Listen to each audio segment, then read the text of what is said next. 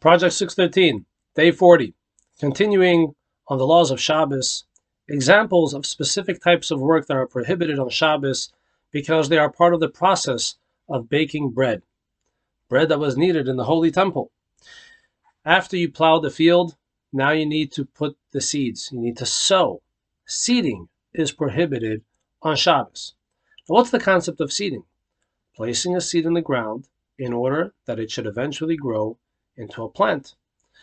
So any type of promoting plants is a problem. So on a very practical level, if you're outside eating a fruit and you want to spit out the seeds, and usually in your backyard you would just spit out the seeds, they should fall on the ground, and who knows, whatever will happen to it will happen to it. But there's the possibility that this seed can germinate and is going to cause a plant to grow. This is prohibited on Shabbos. So if you're having a little bit of a picnic in your backyard on the grass, don't spit out the seeds onto the grass. Make sure to spit it out in a place where it is not going to germinate. Obviously, if you're on concrete and you split the seeds out onto the concrete, that is not a Shabbos problem.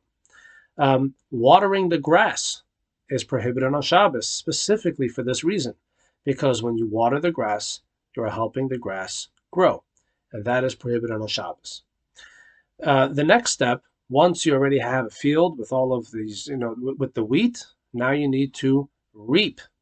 You need to reap the wheat. You need to detach them from the ground. What is the basic premise of this prohibition? We are not allowed to terminate vegetable life. So, on a very practical level, if you're outside, you're next to a fruit tree and you want to pluck the fruit in order to eat it, detaching the fruit from the tree is a Shabbos prohibition. We're not allowed to do that.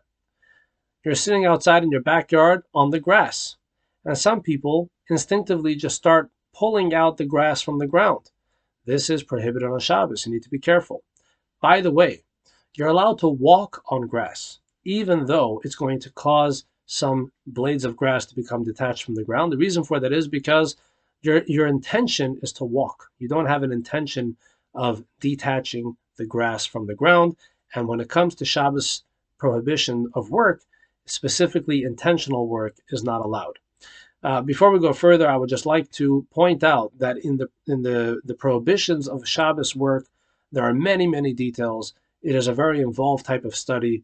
After all, Maimonides himself dedicates over 30 chapters in his book Mishneh Torah detailing the laws of Shabbos.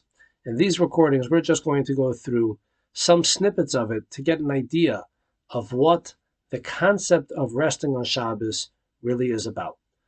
We'll continue tomorrow.